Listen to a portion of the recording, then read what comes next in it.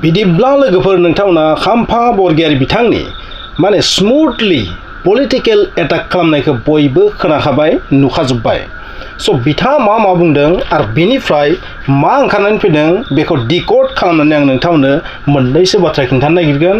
गिबियावनो बिथाङा मा बुंदों बेखौ आं नोंथांमोननो खिन्थानो नाजागोन। बेजों लोगोसे बिनि ओंथिफोरखौ सिङाव मा ओंथि हाबनानै दङ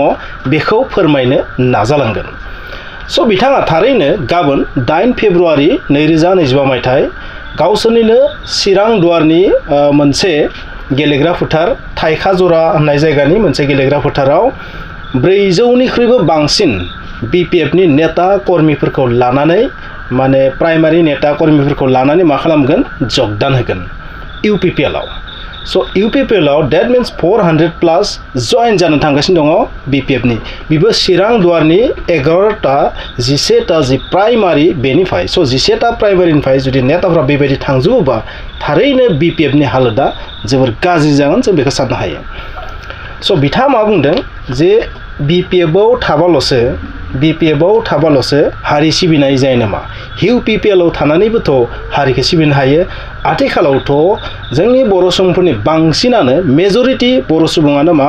UPPL जों दङ, अब्ला बिसोरो जोलैनि हांगार नामा? स' बिथाङा ओरैबायदि माने गथा लेक्सार होदों, ओरैबायदि माने पइन्ट बाथ्रा बुंदों, मोनफ्रोमबो बाथ्रायाबो जिलिद बादि थिर बादि थांनानै हाग्रामा महिलारिनि खर' सौदावहैगासिनो थादों बेबादि जों बुंनो हायो लोगोफोर। बिथाङा बुंदों जे जोंनि बर' हारिफोरनि माखासे दैदेनगिरि नेताफोरा बर'नि जेसेबां आफादफोर दङ पलिटिकेल पार्टिफोर दङ ज' जानायखौ लुबैदों आरो बेबादि मोननै मोनथाम दल थानायनि थाखायनो जोङो गोबां बिथिङाव मा जायो गोरोबलाया। जोंनि डिसिसनफोरा थांखिफोरा हारि दानायनि माखासे थांखिफोरा माखासे डिसिसनफोरा गोरोबलाया, जायनि थाखाय दाङाबाजि नांलाय खमलाय गोरोबलाय बेबादि दावराव दावसिया जाबोदों। बिनिखायनो माने बर' हारिनि ग्रेटार इन्टारेस्टनि थाखाय बा बर'नि जि माखासे मावनो गोनां बिथिंफोर गेरेमसा हारि दानाय माहारि दानाय बेफोरनि थाखाय जों अरायबो खौसे जाथारनांगोन।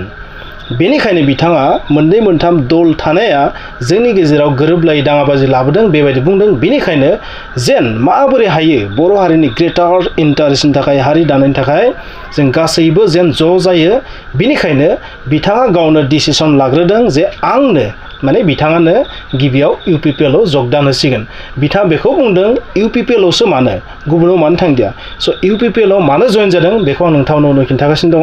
बिथांनि बुंनायखौ नोंथांमोना खोनाखाबाय, नाथाय जायफोरा बुजियाखै नोंथांमोना बरियासे एक्सप्लेन खालामनानै होगोन लोगोफोर। स' बिथाङा मोननै मोनथाम दल थानायखौ जोंनि हारिनि थाखाय खौसेथि गैयि बुंनो नाजादों। स' जाय बाथ्राखौ UPPL नेताफोरा बा गुबुन आफादनि नेताफोरा जोंबायदि इउटिउबारफोरा बुंबाय थादोंमोन बै बाथ्राखौनो बिथाङा बुंदों दिनै जे मोननै मोनथाम दल थानाया जोंनि हारिखौ सोखावदों। बे बाथ्राखौ बबेखानि जोङो BPFनि नेताफोरखौ बुंनाय खोनाफेराखैमोन। फार्स्ट टाइम बिथांखौ जों BPFनि नेता हिसाबै खोनानो मोनदों बे बाथ्राखौ। जाय बाथ्राफोरखौ जोंसो गाख्रावबाय थायोमोन बा गुबुन पार्टिनि नेताफोरा होख्रावबाय थायोमन बा बबेबा माहारियारि आफादनि दैदेनगिरिफोरा बुंबाय थायो। बिथाङा बुंदों मा pressure politics, stable politics. That means BTC आव दासिम स्टेबल पलिटिक्स गैया, प्रेसार पलिटिक्स सोलिगासिनो थादों। डेट मिन्स बिथाङा बबेखानि बेखौबो बुंनो नाजादों दा जाय सरकार सोलिबाय थादों जाय पार्टिनि बिथांमोननि सायाव बाहेरा प्रेसार दङ। डेट मिन्स बिथांनि टारगेटआ जाबाय BJP। स' BJPनि प्रेसारजों सोलिनो गोनां जायो दा थानाय सरकारा। स' बेबादि प्रेसार होनायनि जाहोना बा प्रेसार पलिटिक्सनि जाहोना जाबाय जों गावनि गोरोन्थिनि थाखाय जों मोननै मोनथाम दल बानायनानै जोंनि गेजेराव मा मोनसेल' अपिनियन जायाखै, जों गोरोबलाया, जोंनि बाथ्राफोरा थांखिफोरा जोंनि साननाय हनायफोरा गोरोबलाया, जोंनि अपिनियना गुबुन गुबुन जायो, जायनि जाउनाव जोङो पलिटिकेलि बायस्रां थानायनि थाखाय BJPआ जोंखौ गादबनो चान्स मोनदों। बिथाङा बेखौनो बुंनो नागिरदों दा थानाय जाय सरकार जाय UPPL पार्टि बेसोरनि सायावथ' प्रेसार पलिटिक्स सोलिगासिनो थादों। एबा जुदि हमना ला BPFआ बै सरकारखौ दानायमोनबाबो बिनि सायावबोथ' सेन्ट्रेलनिफ्राय बा जोंनि आसाम सरकारनिफ्राय प्रेसार गोलैगासिनो थागौमोन। नोंथांमोना बेखौ ओरै बुजिना ला BPFआ सरकार दाया मानो UPPLआ सरकार दाया मानो हारसिं दानो हाखाया। बेनिखायनो अरायबो प्रेसाराथ' आसाम सरकारनिफ्राय फैखागोन आसाम सरकाराव जि सरकार थाया मानो कंग्रेसनि थाया मानो बिजेपिनि थाया मानो एजिपिनि थाया मानो जायनि थाया मानो बैनि प्रेसाराथ' अरायबो बै बिटिसिआव गोलैखागोन खारन जों मेजरिटि माने जों देरहानो हाखाया मेजरिटि जुदि जों देरहानो हायाबाथ' गुबुननि हेल्प लानांगोन आरो बै हेल्पआ फैगोन बिजेपिनिफ्राय एबा कंग्रेसनिफ्राय जाय आसामाव सरकार बानायो बेनिखायनो प्रेसार पलिटिक्स जानायनि जाहोना जाबाय जोंनि गेजेराव मोननै मोनथाम रिजनेल पार्टि थानायनि थाखाय बेखौ बिथाङा बुंनो नाजादों आरोबाव बिथाङा BPF पार्टिनि सायाव गिलु बालु मोनसे एयार स्ट्राइक खालामदों बेखौ जोङो सार्जिकेल स्ट्राइक होनगोन ना एयार स्ट्राइक होनगोन जि सानो नोंथांमोना बाइकखौ मिसाइल एटाक होनगोन ना रकेट एटाक होनगोन जि सानो नोंथांमोना ना लेजार एटाक होनगोन बिथाङा बुंदों BPF आव कालेक्टिभ अपिनियन जाया बा फैया बिथाङा बुंदों BPF आव कालेक्टिभ डिसिसन जाया That means बिथाङा मा बुंनो नागिरदों आरो बिनि सोलाय UPPL मा होनदों बिथाङा UPPL आ बांसिन गणतान्त्रिक डेम'क्रेटिक भाबै बयनिबो अपिनियनखौ खोनासंनानै बयनिबो साननाय हनायखौ खोनासंनानै बयनिखौबो नङाबाबो गोबांसिननिखौनो लानानै मोनसे कालेक्टिभ डिसिसन लानानै खामानि मावो आरो BPF आव बेबादि जाया That means बिथाङा बुंनो नागिरनाया जाबाय हाग्रामा महिलारिया एकनायकत्वबादी हाग्रामा महिलारिनि डिसिसनानो जाबाय final decision That means BPF आव मा एकनायकत्वबाद सोलियो BPF आ डेम'क्रेटिक भाबै सोलिनाय पार्टि नङा BPF आ जाबाय मोनसे राजानि खान्थिबादि सोलियो हाग्रामा महिलारिया जाय बाथ्राखौ बुङो बेनो आइन बेनो डिसिसन बेनो फाइनाल बेनो गासैबो बिनिखायनो बेवहाय जेबो कालेक्टिभ डिसिसन जाया बिनिखायनो BPF पार्टिया मोनसे डेम'क्रेटिक भाबै डेम'क्रेसिनि रुल्स बादि सोलिनाय पार्टि नङा आरो बे पार्टिया जोंनि बर' हारिनि थाखाय माब्लाबाबो मोजां जानो हाया बेनिफ्राय बे बाथ्राया ओंखारदों आरो सबसे गेदेर बाथ्राखौ बिथाङा बेखौनो बुंदों नाथाय गुबुन फारसेथिं UPPL आव बेबादि बांसिन दङ होननानै बुंदों बिनिखायनो बिथाङा सानदों UPPL पार्टियाव थांनानै बिथाङाबो गावनि मोननैसो साननाय हनायखौ बर' हारिनि ग्रेटार इन्टारेस्टनि थाखाय खामानि मावहैनो गावनिबो साननाय हनायखौ शेयार खालामनो हागोन निश्चय आरो बेवहाय एक्सेप्ट जागोन बेबायदि बिथाङा बुंनो नाजादों स' नोंथांमोना गोसोआव लाखि बिथाङा हाग्रामा महिलारिखौ राजा बायदि बुंनो नाजादों राजानि बायदि सामलायो बेबायदि बुंनो नागिरदों रावनिबो बाथ्रा खोनासङा बेबायदि बिथाङा बुंनो नाजादों बिथाङा गावनिखौनो गासैखौबो सानना लायो That means एकनायकत्वबाद जाय एकनायकत्वबादा जोंनि इन्डियाआव माब्लाबाबो जायगा गैया बेखौनो बिथाङा बुंनो नागिरदों नाथाय बिथाङा मेनसन खालामाखै बिथांनि बुंनायाथ' बेबायदिनो जादों बिनिखायनो बिथाङा रिक्वेस्ट खालामदों BPF नि माखासे दैदेनगिरिफोरखौ UPPL आवनो जों जइन जानाया मोजां जागोन जोंनि बर' हारिनि थाखाय खारन बांसिन बर' सुबुङानो दाबो UPPL जोंसो दङ बिनिखायनो बर' सुबुंफोरा बा गुबुन गुबुन धर्मलम्बीफोरखौबो होनदों बिथाङा गुबुन गुबुन जातिनि मानसिफोरखौबो होनदों UPPL आव जइन जानाया जोंनि BTCनि थाखाय मोजांसिन जागोन बिदिब्ला BPF नि बयनिख्रुइ गेदेरसिन उइकनेस दुर्बलता होननानै बिथाङा बेखौ बुंदों बिनिखायनो बे जि उइकनेस जाय UPPL आव गैया बिनिखायनो बिथाङा UPPL आव खामानि मावनो थाखाय इच्छा जादों गोसो जादों इनक्लुसिभ डिसिसन UPPL आव जायो गासैनिखौबो लाजोबनानै खामानिखौ मावनो हायो UPPL आव बिथाङा मोनसे बाथ्रा बुंबावदों जोंनि गेदेमा सुबुंफोरा बा गोबां मानसियानो ज' जानायखौ लुबैदों मोननै पार्टिखौ ज' जानायखौ लुबैदों बर' हारिनि स्वार्थनि थाखाय नाथाय बेबादि जानायखौ सानैसो सुबुङा लुबैया नाथाय बेखौ बिथाङा मेनसन खालामाखै बे सुबुङा बबे पार्टिनि नाथाय बिनि सोलाय बिथाङा मोनसे बाथ्रा बुंदों बांसिन UPPL नि नेताफोरा ज' जानायखौ अपेनलि लुबैसिनो नाथाय BPF आव बेबादि लुबैनाया खम दङ बिथाङा बेबायदि एटाक खालामदों पलिटिकल एटाक बा रियेलिटी एटाक जि सानो नोंथांमोना बेबायदि बिथाङा बुंदों सानैसो मानसि बै मानसिया बबे पार्टिनि बुङाखै नाथाय UPPL नि नेताफोरा ज' जानायखौ बांसिन लुबैनाया दङ बेबायदि बिथाङा बुंनो नाजादों That means बेबो जाबाय BPF खौनो दायखौ जाबसिनदों बिथाङा बे बाथ्राखौबो फोरमायदों बिथांनि थाखाय BPF नागारनाया इजि नङामोन खारन BTC दानायाव बिथाङाबो गोबां बिहोमा दङ बिथाङा बे बाथ्राखौ गावनो बुंदों